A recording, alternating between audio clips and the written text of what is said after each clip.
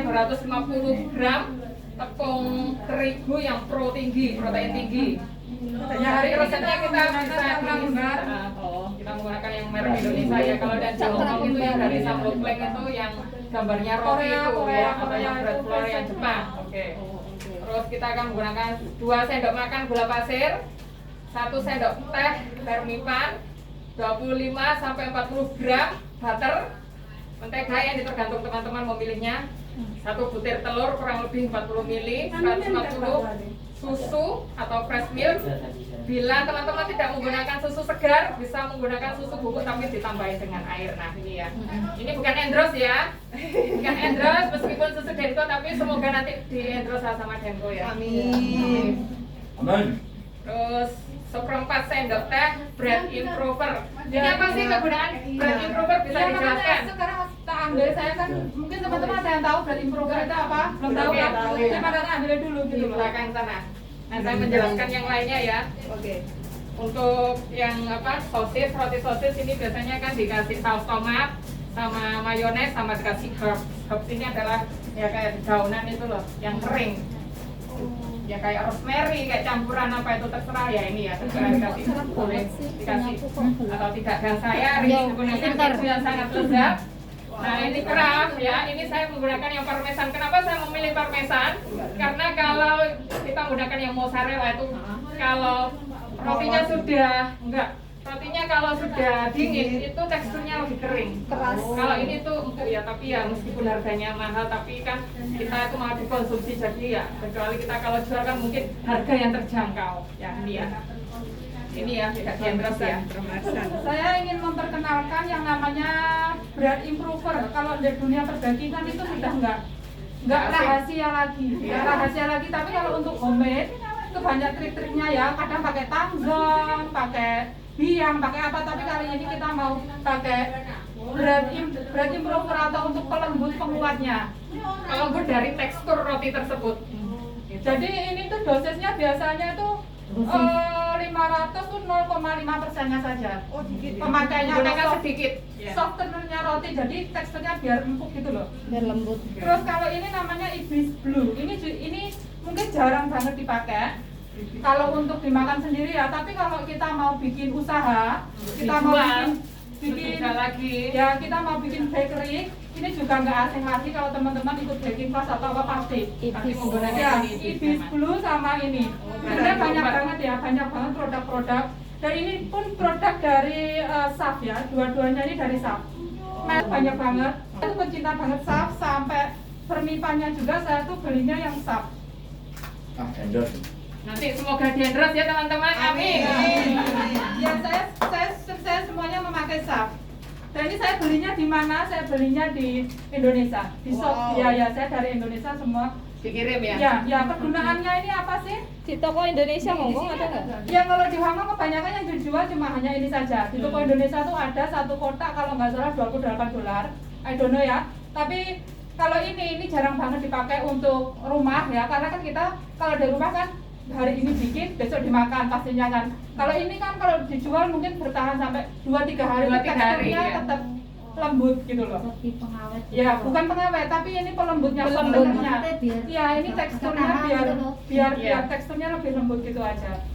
Terus cara pemakaiannya si Ibis takarannya tuh Takarannya ini sudah dijelaskan. Oh ada Ya, ada 1% sampai infonya. 1,5%, artinya 1 kilo sampai 1,5 kilo untuk setiap 100 kilo tepung.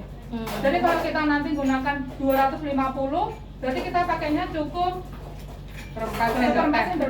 2,5 gram. Ini kan 2,5 gram tuh kurang lebih. Iya. Kalau ini kan Sendok 3 sampai 4 gram. Ini 1 sendok teh. Dan kalau ini kan 1 sendok makan kurang lebih kan 15 gram. Iya, kurang lebih 15 gram. Jadi Jadinya seperti sendok takarnya bisa beli ya di ini Japan Home atau di apa Aeon, itu lebih murah ya, $12 itu 1 set. Jadi dulu aku belajar roti itu ya sering coba-coba akhirnya nemuin ini bukan hal baru lagi kalau kita sering baking ya Bu ya. Ini hal biasa banget, jadi ini bukan rahasia lagi.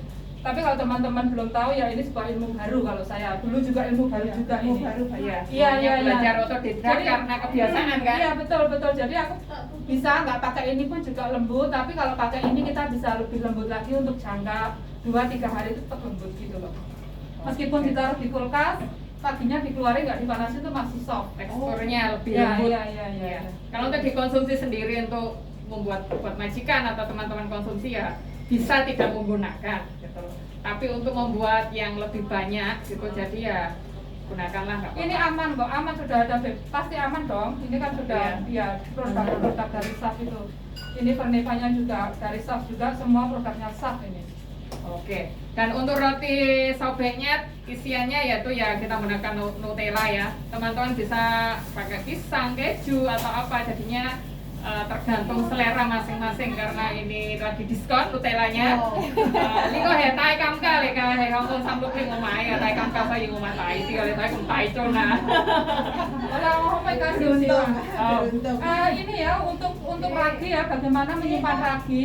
Kalau saya kan belinya banyak banget gini. Jadi kalau aku menyimpan ditaruh di dalam ruang apa itu botol Botol atau beling. gini saja dilipat terus dimasukkan ke freezer juga bisa. Pokoknya jangan sampai dimasukkan maksudnya kita harus dimasukkan ke kulkas.